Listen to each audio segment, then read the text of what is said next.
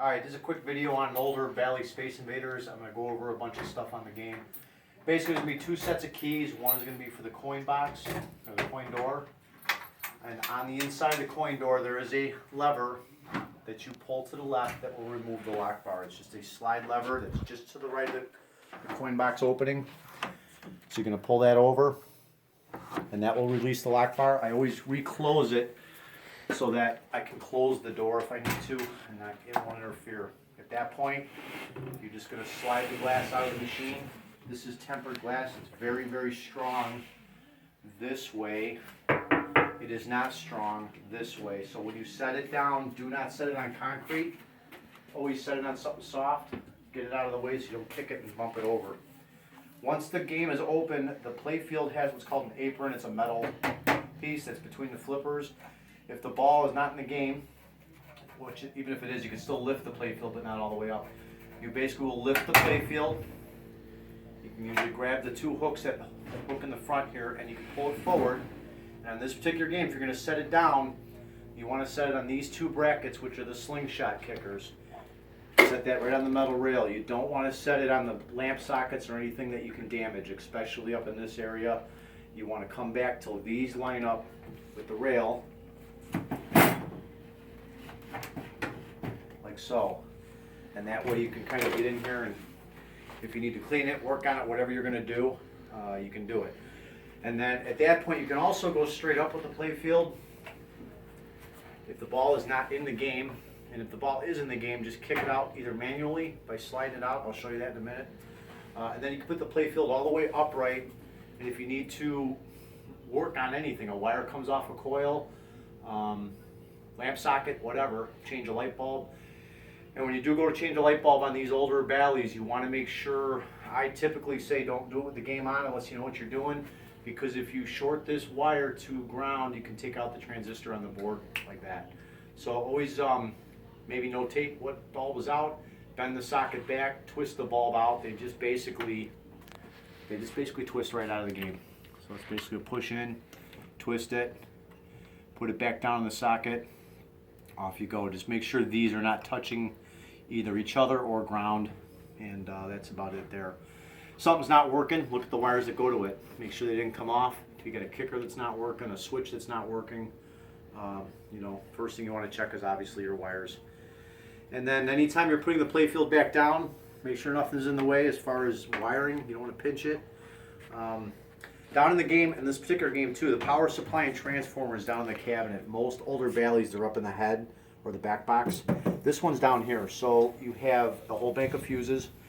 If you, they're all labeled right on the board here of what value they are.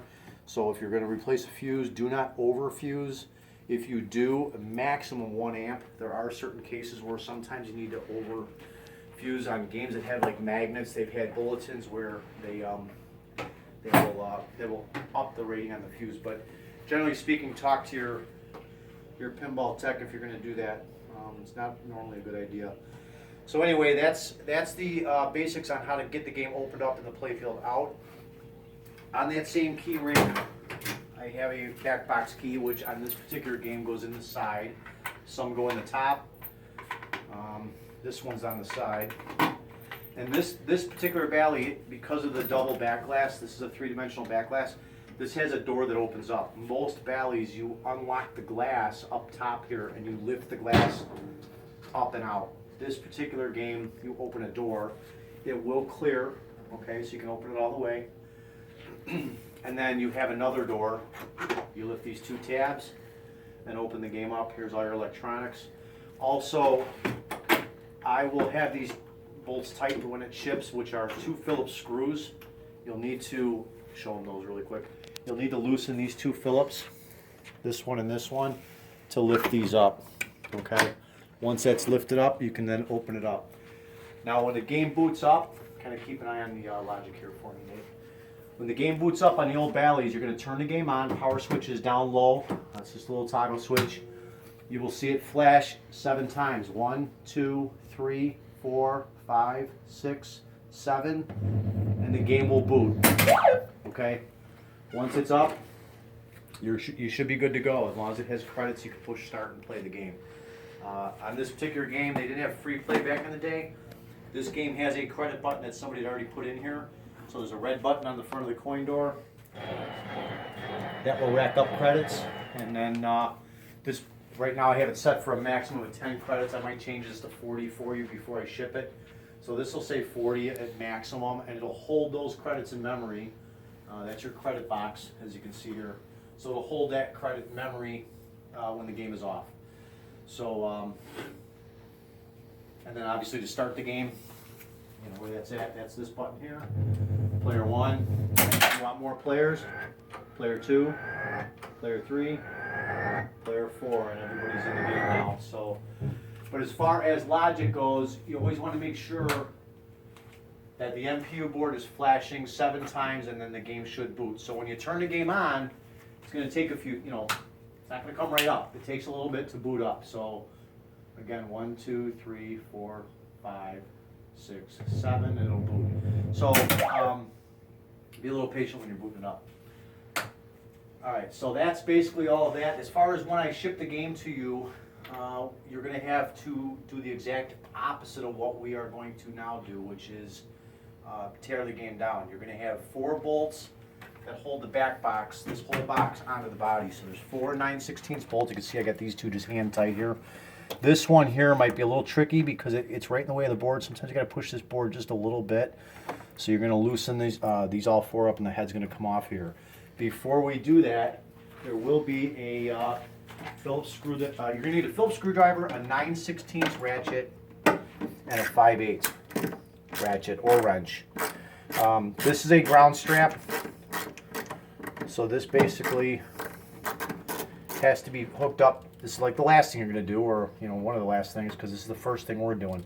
I'm going to put the Phillips screw right back in the hole here, and that goes right through another ground strap that's in the back box here. So this ground strap is attached to the body, and that's going to allow you to have ground from this cabinet to the head and vice versa. So that connects those 2. And then when you're hooking all your wiring back up, all this wiring that's coming through the cabinet has to come off. So when you're hooking it back up, when you set the machine up, you want to take the relief off them. You don't want them hanging real hard. All the weight, you don't want them on the actual harness. Okay, so that's what these little clips are for. That's to hold the wiring kind of up and out of the way. I will have all these labeled. You can kind of see already they're labeled. So when you go to set up the machine, you will see, you know, and they're keyed. You really can't screw up. There's a pin missing on the connector, and there's a plug in the housing. So when you go to put them on, you really can't screw up. But it is very easy to bend these pins if you don't get them right. So make sure you have good light wherever you're working, so you can see those pins. This is the one I was telling you about on the phone. This one will have a little different look because I replaced all of that. It's a very common problem on this system, was from old battery leakage. These get rotted, so all the pins inside this housing are brand new. This whole header is brand new, so that will plug in. And then you have this one. Anything that's going down into the cabinet. This one. This one. This one. This is for your sound. Okay. And then this has a block connector for the back box up here, all the lighting. Okay, and then one more here. And as you see, they're keyed. You really can't screw up. You can't plug it in backwards. So and also if you're in doubt, look at the wire colors. White with a red stripe goes to white with a red stripe. You know you're in the right direction. So, basically, it's pretty much common sense. This will all just drop down into the body. We're pretty much able to separate the game now. So when you go to put the game back together, you're just going to put I'm going to probably fold this down for you and wrap it all so that it's protected. So what you're going to probably want to do is when you get the game off the pallet, take the back box off the game. Just get it aside and set the body up, set this portion up here. You're going to put the legs on, tighten them down really good. Don't strip them, but get them tight. And then take your back box and set it up here. You're going to need 2 people because when you put it up here, you got to open this door up to get these bolts in, and it's going to want to tip this way. So you're going to need someone to kind of help you hold it while you find the holes. And if you look through, bring that over here, Nate. When you go to put them in, you can usually see the hole. So you're going to line it up and come around the back here. Generally speaking, when you get this on, if this is perfectly flush and obviously about center, you're pretty much close. So get it on the game, get it pretty centered, find the holes, put the bolts in and snug those down. You know, you can put all 4 in there, that's fine, crank them all down. Or sometimes, like in the shop here, I know we're going to be breaking them down pretty quick. I just put the 2 opposing ones, this one and this one, because they're easy to get to, and I tighten them down. It's not going nowhere, you know. That should be about it. If you have questions, let me know. Anything else I could think of to tell you, but oh, your tilt mechanisms, you asked about those. We're going to show. Oh, when you go to close these doors, by the way, make sure, you don't have to retighten this up every time. Just make sure these are down. You don't have, this is more for transport, so if the game's bouncing around, these don't come loose and start scraping your glass and all that. So basically, just make sure this is in. This pin goes in this hole, and the door is obviously how many years old. It's a little sag, so just pull up just a hair, and then snug it. Lock it, and it's done. You asked about the tilt mechanisms on this game. There are 4. Your main tilt is this pendulum hanging right here. So if you want it completely disconnected, you would just take this off. It's just a set screw, it tightens up. Okay, you snug it down. You don't want it up too high, obviously. It'll tilt really easy. So that's one of them. So when you're actually shaking the machine, that's going to hit side. This is another one right here. If that makes contact, that's for someone that in the arcade, if they picked the machine up and slammed it down. This is another one. When that ball touches that switch, that will tilt the game. And the very last one is on the door. This weighted one right here.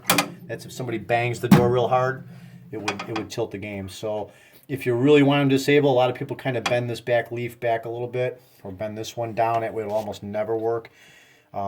This one rarely is going to ever go off unless you really got violent with the machine. It's never going to go off. And then if this one's really too sensitive, you can just take it off there. But that's basically a switch.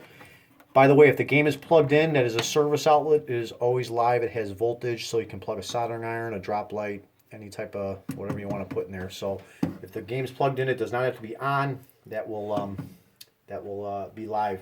This coil down here, by the way, is your knocker.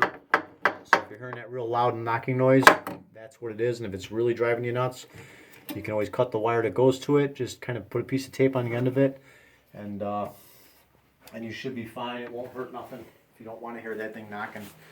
So that's it. If you have questions, give me a shout and enjoy your new game.